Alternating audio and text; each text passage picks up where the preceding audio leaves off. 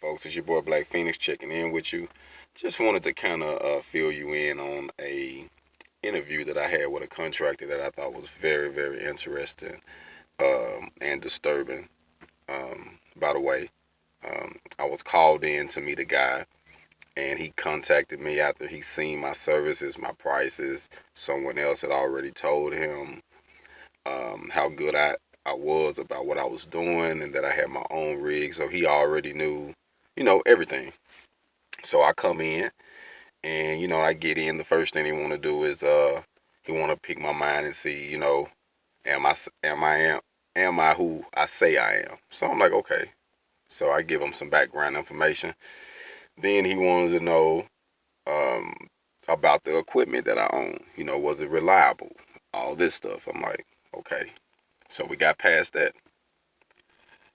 And do you know the third thing this man asked me? The man told me after the other guy walked in the office too. The man said, "Okay, I think that's kind of high." I said, what's kind of high? You think $65 is high for me to use my gas rig to come to your site, weld all day with all of my equipment, all of my tools for $65 an hour and use my certifications and my knowledge and skills? And you think that's too high? And you already knew my price. So, this is what he wanted.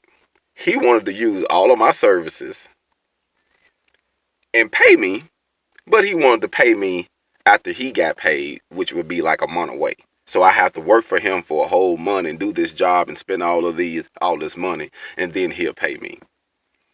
Now, by the way, he let it go that when we first started talking that they got to start this project immediately because they behind. Okay. So I know you in the bind, but you're going to call me and you're going to get me there and try to get me to do your job for you, pull you out the bind for nothing, for free? Oh, man. I just wanted to say that really bothered me and disturbed me. I left with a smile, shook their hand and said, nah, this ain't what I do.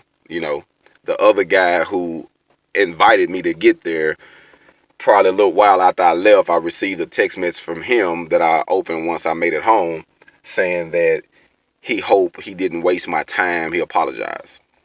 So I'm thinking he himself was like, man, we want to get this dude. You know what I mean? But I'm going to be honest with you. What happened? When this gentleman walked in, the other gentleman walked in, older gentleman, and he seen that I was a black male. I'm going to be honest with you. I seen the expression on his face when he seen I was black. He looked at me away. Then he listened to the guy seeing my certifications. And then he looked at me. And that's what really made him say that he really just didn't want to pay me. You know what I mean? He just didn't want to see me profit like that. He was like, oh, no, I can't see myself letting him win like that. And I know that's what he was thinking. Because, as I was leaving, the guy was like, man, we haven't seen nobody that's qualified like you. They got everything, you know what I mean, in line like you do and know what you're talking about and can read print. You know what I mean? I was reading print, sitting there with them pointing out different stuff that how to install these stairs that they want me to put in. And man, I just thought that was disturbing. It bothered me a little bit. But you know what? I'm back on the grind. It's all good. And like I say, another door open. So, the way I look at life, as long as you keep knocking, as long as you focus and you really know what you want and you for real about your business and you making those proper steps, you're going to be okay. But rest for sure to believe that you're going to reach those stumbling blocks. You're going to reach those times you're going to be like, huh? Sometimes, man, sometimes it's